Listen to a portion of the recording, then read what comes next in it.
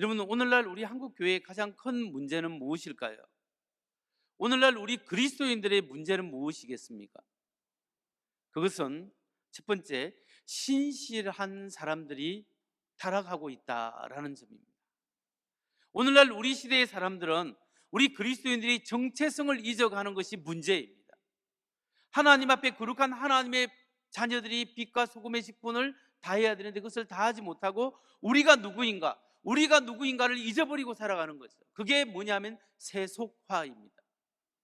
하나님을 믿으면서도 세상의 가치관대로 살아가려고 하는 삶의 모습들, 그것이 우리에게 가장 큰 타락이요 위험성이지 않겠는가, 이렇게 생각합니다. 오늘 본문에서 이사야 선지자는 하나님 앞에서 신실했던 하나님의 백성들이 타락했다라는 점을 신랄하게 비판하고 있습니다.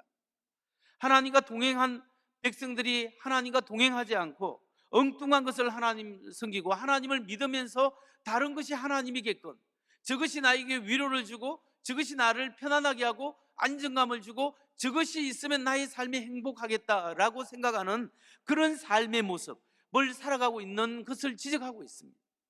하나님의 백성이 하나님 중심으로 살아야 되는데 자기 중심, 자기 욕망 중심으로 살아가는 그 모습, 그것이 타락한 모습이라고 지적하고 있는 거예요. 이사야서 1장 21절을 보겠습니다. 세 번역으로 보면 그 신실하던 성읍이 어찌하여 창녀가 되었습니까? 그 안에 정의가 충만하고 공의가 가득하더니 이제는 살인자들이 판을 칩니다. 그 신실하던 성읍이 어찌하여 창녀가 되었느냐? 예루살렘 성이 하나님 앞에 신실했는데 어떻게 이렇게 망가졌느냐는 거죠. 여러분, 이스라엘은 하나님의 언약 백성입니다. 하나님과 계약을 맺었습니다. 하나님의 말씀을 지키고 행하면 하나님께서 그들의 하나님이 되고 그들은 이스라엘은 하나님의 백성이 되리라 약속을 했습니다. 그래서 그들은 하나님만을 의지하고 하나님의 말씀에 따라 살아가게 되어 있습니다. 그렇게 할 때 영원히 축복을 받는 거예요.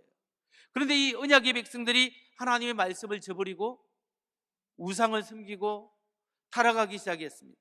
세상 이방 문화를 쫓아서 하나님이 아닌 엉뚱한 것을 하나님으로 여기며 살아가게 되었습니다. 그래서 형편없이 타락되었을 때 하나님이 없이 살아가는 사회에는 항상 도덕이 타락하게 됐습니다. 부도덕한 삶을 살게 됩니다. 그래서 이사야가 신실하는 성읍이 어찌하여 창녀가 되었습니까? 그 안에 정의가 충만하고 공의가 가득하더니 이제는 살인자들이 판을 칩니다. 이 사회의 질서가 무너지면서 힘 있는 사람이 모든 것을 행하고 권력진 사람들이 정의와 공의의 잣대가 되어버리는 거죠. 그러면서 그 사회가 엄난하게 되는 거죠. 부조리, 부정의와 함께 음란성이 함께 갑니다. 사회가 타락하면. 그래서 하나님의 백성은 소금도 아니고 빛도 아니었습니다. 바로 이렇게 이사야가 신랄하게 비판했던 유다 백성들의 모습이 오늘날 우리 시대에 또 그렇게 나타날 수 있다는 겁니다. 우리 크리스찬들이 반드시 알아야 될 게 우리 신앙의 기준은 하나님의 말씀이에요. 이 하나님의 말씀은 하나님이 주신 거기 때문에 좋은 게 뭐냐면 시대와 문화를 초월해서 이것이 기준이 되는 거예요. 인간이 왜 존엄하냐? 남자와 여자가 왜 평등하냐? 왜 사람이 사람답게 살아야 되냐? 그 모든 것은 다른 종교에서는 거기에 대한 근거를 줄 수 없지만 성경은 여기에 대한 탁월한 근거를 주고 있다는 거예요. 성경 말씀대로 살아가면 인간이 보편적 윤리뿐만 아니라 탁월한 도덕성으로 살아갈 수가 있습니다. 이 말씀이 여기에 있는 거예요. 그러니까 우리 크리스찬들은 말씀을 기준으로 살아가야 하는 거예요. 여러분, 오늘날 교회가 이런 말씀의 기준을 잃어버릴 때 우리가 타락하게 되는 거예요. 너무 우리 삶 속에 걱정이 많고 근심이 많고 너무 이것저것이 나에게 행복을 주길 거니 생각하는 이물질이 너무나 많기 때문에 내 욕심이 하나님의 말씀보다 앞설 때 우리가 타락하게 되는 거예요. 나의 야망이 하나님의 말씀 사명보다 앞설 때 우리가 하나님 앞에 불순종의 삶을 사는 겁니다. 그때 우리가 누구인가를 잊어버리게 되는 거죠. 이런 우리의 모습에 대해서 이사야서는 1장 22절에서 이렇게 이야기합니다. 내가 만든 은은 불순물의 찌꺼기 뿐이고 내가 만든 가장 좋은 포도주에는 물이 섞여 있구나. 내가 만든 은은 불순물이 많이 있는 찌꺼기 같다. 포도주가 정말 포도로 잘 익혀야 되는데 그게 물을 타라서 포도주인지 아닌지 모르는 그런 모습을 보이는 신앙, 그게 뭐냐면 오늘날 하나님의 말씀으로 살아가는 우리 신앙 속에 제약이 들어오고 욕심이 들어오고 나의 걱정과 근심이 쌓여 있고 하나님의 은혜와 능력, 하나님의 중심은 엉뚱하게 가고 내 중심으로 달려가는 삶의 모습, 그런 신실한 그리스도인들이 타락해가는 과정을 옛날이나 지금이나 그 과정은 똑같아요. 세속화, 세상 것이 좋아 보이는 겁니다. 여러분, 우리에게 하나님의 은혜가 필요합니다. 이런 제약된 마음속에 하나님의 은혜가 있어야 하나님 앞에 올바르게 돌이킬 수 있는 겁니다. 그러면 두 번째로 우리 시대의 문제점은, 교회의 문제점은 무엇일까요? 그것은 타락한 지도자들이 점점 많아질 수 있다는 겁니다. 교회의 지도자들이 문제일 수 있습니다. 리더십이 타락할 때 어느 사회, 어느 곳이든지 타락하게 됩니다. 이스라엘 시대에도 문제는 타락한 지도자들에게 있었습니다. 그 백성의 왕이 타락했고 제사장들이 타락해서 그 민족이 타락하게 됐고 부패와 부조리와 부정의와 우상 숭배가 가득하게 된 거죠. 1장 23절을 보십시오. 너희 지도자들은 주님께 반역하는 자들이요 도둑의 짝이다. 모두들 뇌물이나 좋아하고 보수나 계산하면서 쫓아다니고 고아의 송사를 변호하여 주지 않고 가부의 하소연점은 깃전으로 흘리는구나. 주님 앞에 유다, 이스라엘, 이사야 선지자가 이야기하는 것, 지금 이스라엘, 유다 민족의 문제가 뭐냐면 지도자들의 타락이라는 거죠. 종교 지도자들은 하나님의 말씀대로 선포하고 살지 않고 이권에 따라 움직이고, 왕도 자기의 이권에 따라 움직일 때 그 나라와 민족이 타락하게 된 거죠. 여러분, 이스라엘 역사를 쭉 보면 지도자에 따라서 타락한다는 것에 딱 답이 나옵니다. 여러분, 다윗이 통일해서 다윗 왕조가 있었고 다윗의 아들 누굽니까? 솔로몬이죠. 솔로몬이 죽고 난 다음에 아들 르호보암이 왕위가 되었을 때 이스라엘이 북이스라엘과 남유다로 나누지 않습니다. 우리나라 남북처럼 쫙 쪼개집니다. 북쪽 이스라엘은 여로보암이라는 사람이 다스리게 되고 왕조가 여러 번 바뀌게 됩니다.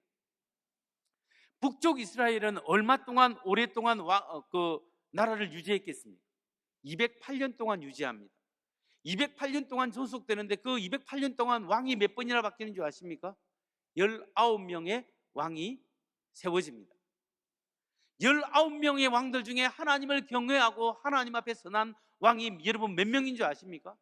북이스라엘에 단 한 명도 없습니다.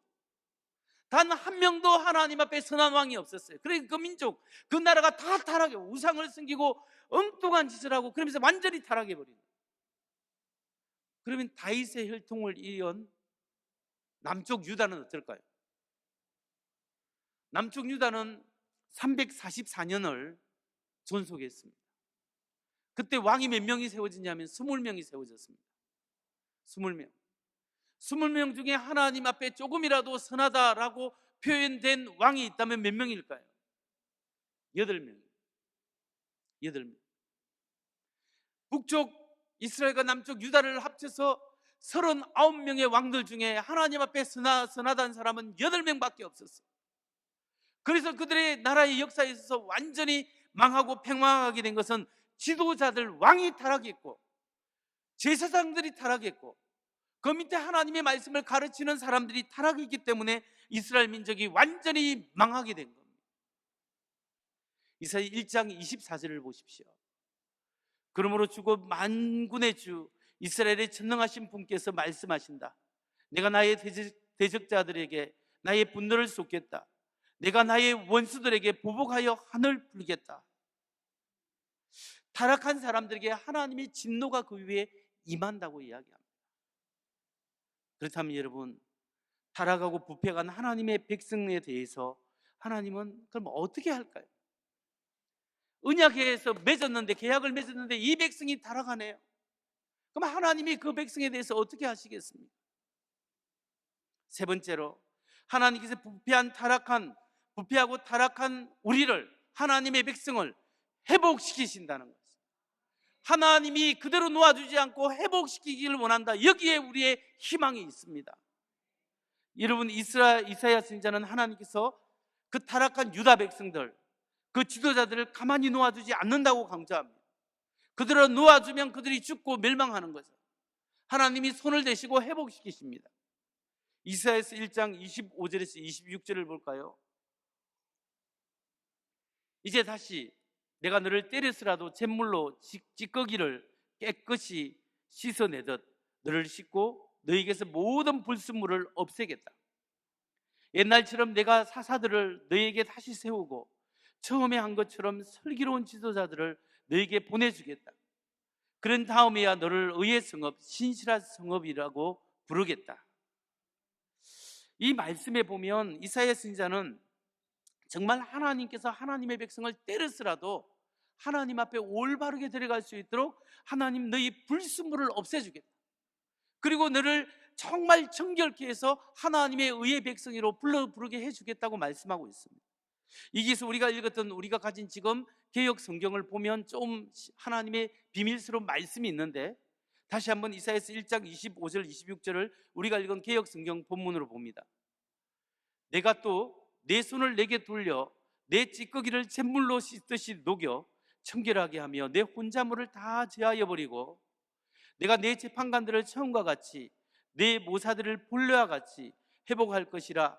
그리한 후에야 내가 의의 성읍이라 신실한 고을이라 불리리라 하셨나니.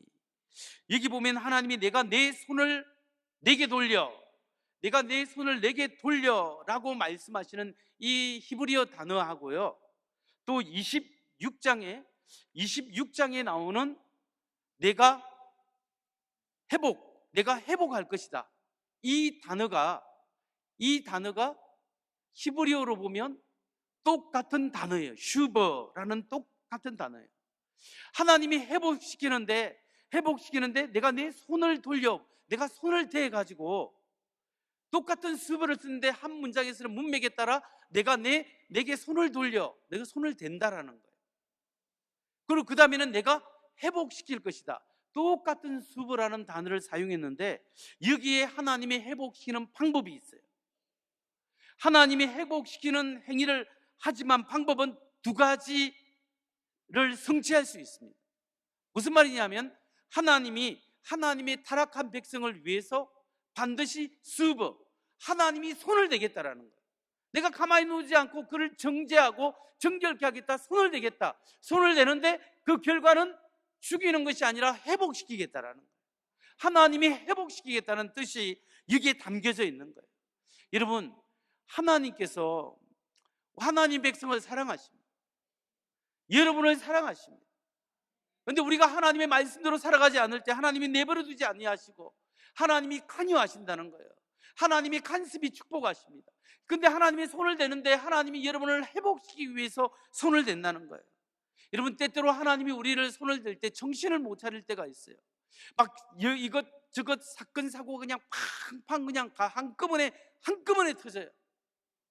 그래서 하나님 그만 여기까지, 얼마나 하나님이 내가 고통을 받아야 됩니까? 하나님 제발 그만 여기까지입니다 라고 하는데 사실은 경험해 보면 더 밑바닥까지 내려가게 되는 거죠. I am nothing, 나는 아무것도 아닙니다, 나는 아무것도 할 수 없습니다 라는 그 지경까지 하나님이 이끌어 가세요. 그런데 여러분, 거기서 꼭 기억해야 될 게, 내가 정말 고통스럽고 어려운 거하고 왜 하나님 나에게 이런 짐을 지십니까? 라고 하지만 하나님이 그렇게 손을 대는 이유는 하나님이 여러분을 회복시키기 위해서, 그 고통과 고난을 통하여 하나님만을 보게끔 하기 위해서, 하나님이심을 회복시키기 위해서 그 어려운 과정을 주신다는 거예요. 그래서 그 고통을 통하여 하나님을 볼 수 있는 사람이 참된 사람이요 믿음의 사람입니다. 고통의 순간에 하나님은 보지 않고 고통만 보는 사람은 어리석은 사람이에요. 하나님이 여러분을 회복시키는 줄 믿으시기 바랍니다. 여러분, 소망이 없는 사람에게도 하나님이 함께 하시는 소망이 있습니다. 제약에 찌들려 있는 사람도 주께서 주의 은혜를 붙잡으면 소망이 있는 줄 믿으시기 바랍니다. 그러면 여러분, 하나님이 우리를 회복시키는데 하나님의 회복의 방법은 무엇이겠습니까? 타락한 백성을 하나님이 회복시킬 때 회복의 방법은 무엇인가? 네 번째로 하나님의 회복의 방법은 구속입니다. 하나님이 우리를 구속하십니다. 이사야서 1장 27절 28절 한번 보겠습니다. 시온은 정의로 구속함을 받고 회개한 백성은 공의로 구속함을 받을 것이다. 그러나 거역하는 자들과 죄인들은 모두 함께 패망하고 주님을 부리는 자들은 모두 멸망을 당할 것이다. 여기서 하나님의 백성은 정의로 공의로 구속함을 받을 것이다. 여러분, 이게 분명히 알아야 될 것은 하나님의 기준이 있습니다. 심판의 기준이 있고 구원의 기준이 있어요. 심판의 기준은 뭐냐 하면 하나님의 공의와 정의로 공평하게 정의롭게 심판하십니다. 그럼 하나님의 구원의 방법은 뭘까요? 구원의 방법은 구속이에요. 영어로는 redemption. 하나님의 구원의 방법은 구속입니다. 그럼 구속이 뭐예요? 여러분, 우리 구속하면 검찰이 어떤 사람을, 범죄자를 구속시켰다, 피의자를 구속시켰다 할 때 감옥에 집어넣어서 꼼짝 못하게 집어넣었다, 이게 구속이잖아요. 근데 성경의 구속은 정반대예요. 값을 지불하고 해방시켜 주었어요. 죄의 대가를 지불하고 용서해 주신 것이 구속이에요. 그러니까 하나님, 우리 성경이 말하는 구속은 원래 노예, 경제적 용해예요. 노예가 있는데 노예를 스스로 해방될 수 없어요. 누군가가 노예의 값을 지불하고 노예 상태에서 해방시켜 주는 것이 구속이다라고 표현하는 겁니다. 그러니까 예수님이, 하나님이 우리를 보시고 죄와 죽음 가운데 우리가 얽매여 있는 거예요. 이대로 살아가면 불순종 때문에 죽게 생겼어요. 그런데 예수님이 십자가의 보혈의 피로, 예수의 생명으로, 내가 죽을 자리를 예수님이 죽으셔서 나의 죄를 대신 속량, 죄의 사함을 주셨어요. 그래서 나를 하나님의 자녀로 죄에서 해방시켜서 죄 없다 의인이라고 일컬어 주시고 하나님의 자녀로 삼아주신 것이 구속이요 구원이라는 거예요. 여러분, 고린도 그 하나님의 구원과 구속에 대해서 사도 바울은 에베소서 1장 7절과 디도서 2장 14절에 이렇게 이야기합니다. 에베소서 1장 7절 같이 한번 읽어볼까요? 우리는 그리스도 안에서 그의 은혜의 풍성함을 따라 그의 피로 말미암아 속량 곧 죄 사함을 받았느니라. 우리는 그리스도 안에서 그의 은혜의 풍성함을 따라 그의 피로 말미암아, 예수님의 생명의 피, 생명으로 말미암아 속량 곧 죄의 사함을 받았다. 이게 구속이에요. 내가 죽어야 될 자리를 예수님이 대신 죽어서 우리의 죄와 죽음에서 해방시켜 준 것이 구속입니다. 또한 디도서 2장 14절 보세요. 그리스도께서는 우리를 위하여 자기 몸을 내주셨습니다. 그것은 우리를 모든 불법에서 건져내시고 깨끗하게 하셔서 선한 일에 열심을 내는 백성으로 삼으시려는 것입니다. 그리스도는 우리를 위하여 자기의 몸을 내어주신 거예요. 대가를 지불하시고 예수의 피로 용서하시고 다시 한번 우리를 하나님의 자녀로 받아주셨습니다. 이것이 하나님의 구속이요 구원입니다. 여러분, 우리가 이런 하나님의 은혜를 값없이 받았다는 거예요. 여러분, 한 사람 한 사람을 위하여 예수님이 죽으시고 용서하시고 회복시켰다는 사실을 믿으시기 바랍니다. 그러면 여러분, 우리가 이런 놀라운 사랑을 받았으면 어떻게 살아야 합니까? 우리가 구원받고 구속받은, 해방되었는데 우리가 어떻게 살아야 할까요?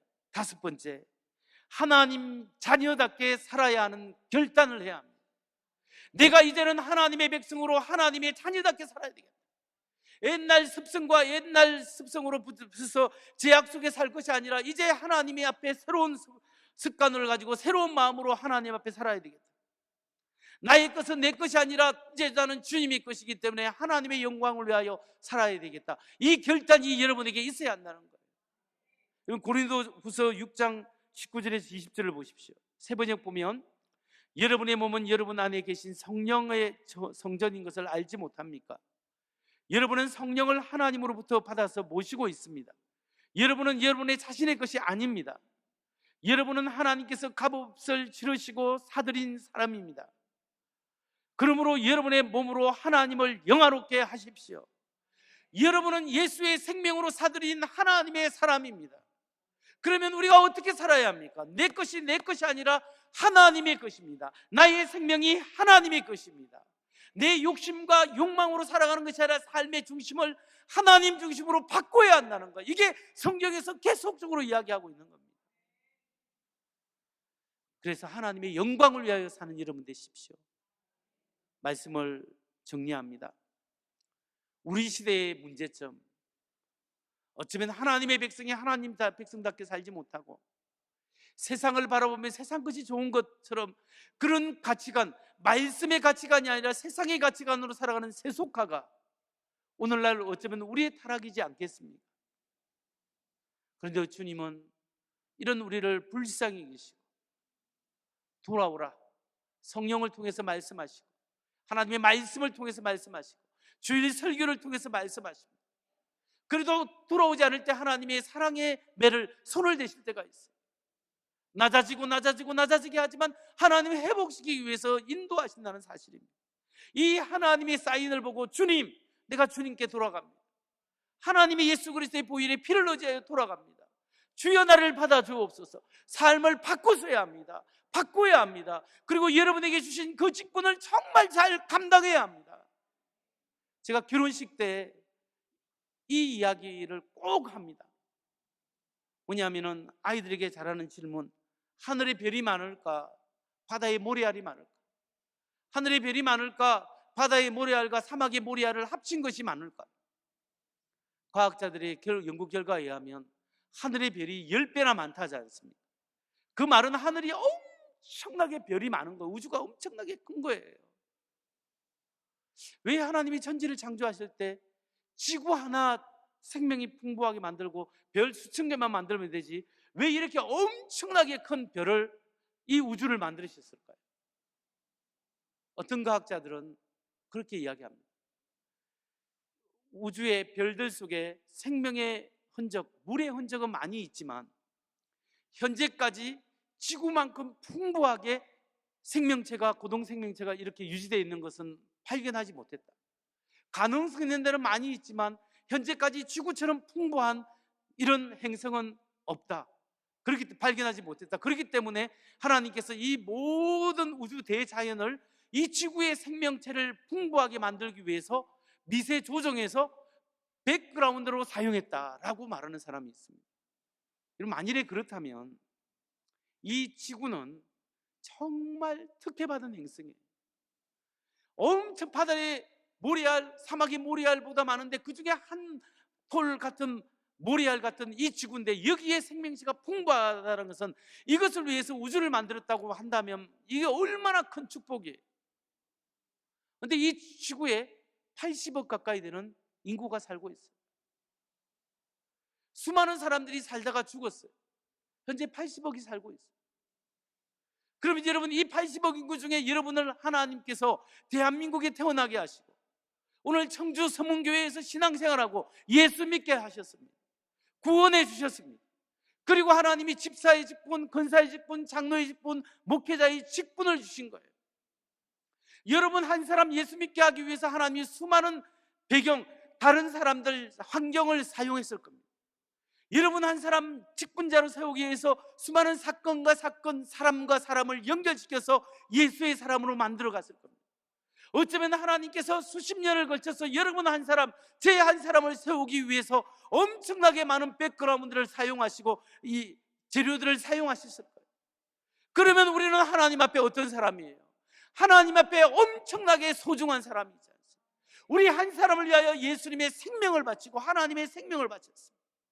우리 한 사람이 하나님 앞에 잘 살아야 합니다. 우리가 타락하지 않고 맡겨진 직분 하나님 나라 갈 때까지 잘 섬기고 잘 사랑하고 우리 가정 잘 섬기고 우리 교회 잘 섬기고 하나님 나라를 위하여 영광을 위하여 달려갈 때 주님 앞에 섰을 때 잘했다 충성된 종이라고 칭찬받는 사람이 되어야 하지 않겠습니까?